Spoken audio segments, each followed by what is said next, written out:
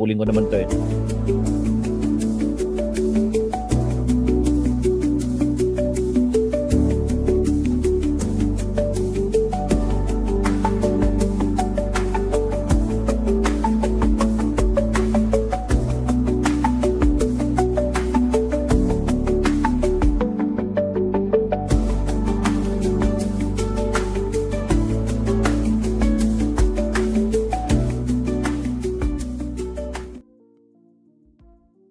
Alright, mga kabsat. Ito, pag-usapan natin si Meow Meow, mga kabsat. Naku po, yung kanyang 60 days extension, mukhang ma-extend pa.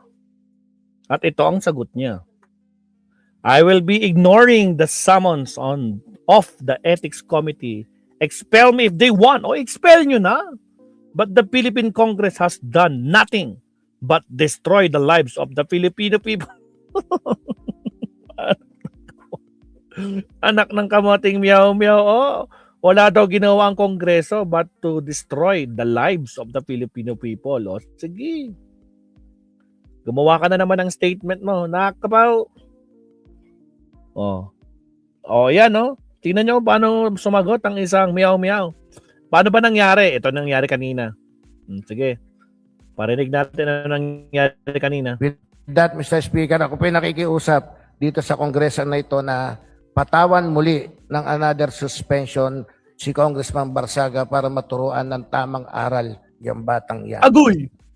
Mr. Speaker, may we know from the gentleman from the 2nd District of Manila the rationale or the basis for his request that the Committee on Ethics be to continue or to investigate the contents of his privileged speech. Mr. Speaker, gentleman from Rizal, ang ilan po sa mga violation at nakita namin na pang-abuso muli ni Congressman Barsaga, babasahin ko lamang po na ito ay pinos niya. NUP Congressman received bribes from Enrique Razon in various gatherings in Soler prior to the 2025 election in exchange for supporting Speaker Martin Romualdez. Isa pong malaking kalokohan at kasinungalingan. At ang isa pa po, Congressman Romeo Acop's death will not stop him from facing justice. He must be investigated for involvement in the flood control corruptions. Ito pa po, corruption and plunder against the Filipino people is a sin against the Lord. Congressman Romeo Acop is now suffering through eternal damnation. He has left the comfort of his luxurious mansion in exchange for a fate of eternal hellfire. That is the fate of all corrupt politicians. Mr. Speaker, Grabe, pati yung patay dinamay pa, mga kakabsat. Ibang klase talaga si Meow Meow, no? Rest in peace, Congressman Romeo Acop. Pero itong kabastusan na ginawa ni Meow Meow, ay kayo na bahala dyan. ako po ay naniniwala na hindi dapat at he violates yung kanyang suspension. So I move, Mr. Speaker, na sa susunod na committee hearing ng ethics, siya po ay mapatawan muli ng another 6 suspension without allowance and salaries. I move, Mr. Speaker. Agoy. Mr. Speaker, napaka-angkop at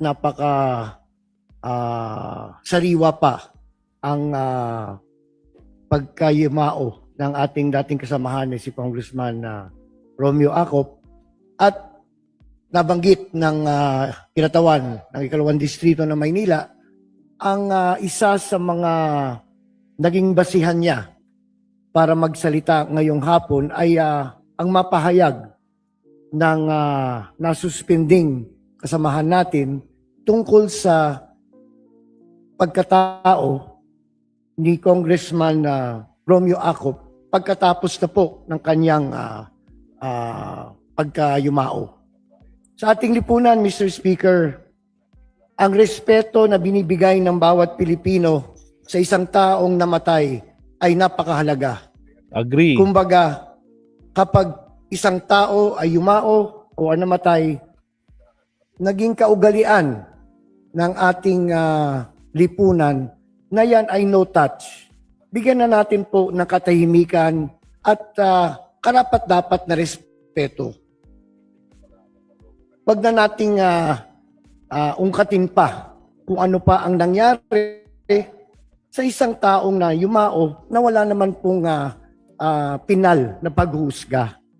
At yung nabanggit po ng ng kinatawan ng ikalawang distrito ng Maynila na may mga pahayag si Congressman Kiko Barsaga tungkol sa kay Congressman Acop pagkatapos ng kanyang pagkamatay ay masakit po.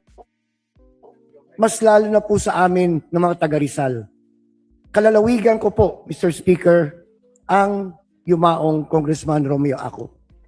Hindi po katanggap-tanggap na makarinig o makakita sa social media ang mga post na binabastos, inuyurak at iniinsulto ang isang taong namatay na. Kaya bilang isang pagdagdag na katanungan sa kinatawan ng ikalawang distrito ng Maynila, sa tingin po ba, Mr. Speaker, ng kagalang-galang na Congressman Valeriano, yan po ba ay sapat na para iatas ang committee ng ethics na magkaroon ng pag-imbestiga o pagsusuri sa mga nabanggit niyang mga gawain ng ating kasamahang Congressman Barsaga, Mr. Speaker? Mr. Speaker, ulitin ko po, malinaw rin naman po ang nakasaad sa kanyang suspension with a stern warning that repetition of similar misconduct would merit more severe sanctions. And I believe, Mr. Speaker, he violated yung sanction niya po or yung suspension niya. With that, Mr. Speaker, ako po nakikiusap dito sa kongreso na ito na patawan muli ng another suspension Agoy. si Congressman Barsaga para maturuan ng tamang aral yung batang yan. Agoy. Patawan ulit, no, ng leksyon yung batang yan. Ako po, sino po ang agree dito sa kanilang desisyon, mga kabsat, no? Press 1 sa mga agree na i-extend ang sanction nitong si Kiko Barsaga na miyaw-miyaw ng miyaw-miyaw. Hindi na nadala. Ha? Kaya tuloy, kinakasuhan siya ng mga cyber libel ng sino-sino dyan. Na kapaw, yan na, dakdak kasi ng dakdak, hindi mapigilan. Akala niya, unlimited ang kanyang freedom of speech. Di ba? Putragis. Yun talaga, Arda yan. Di ba, Sir Leonardo? Agoy. One manan, kakaasi man ang dating nga ubing. Sige, tapusin na natin. Mr. Speaker, this representation is satisfied with the answers or by the replies given by the gentleman from the 2nd District of Manila, and I concur with his request. Nako po. Malaki na naman ang problema ni Meow Meow. Lahat sila nagkakaproblema. Wala na. Tanggalin na, wag nang isuspindi. Sabi ko ng iba, wag nyo nang i-extend. Tanggalin nyo na, no? I-evict nyo na yan. Parang ginawa nyo kay Tevez. Tanggalin na yan si Tevez, no? Nako po. Gagawa talagang ikasisiri yan ng institution ng kamara, di ba? Patalsikin na nga karudan, yun na nga Ay my goodness. Siya, next topic tayo, kamuti. Naku, problemado si Meow Meow.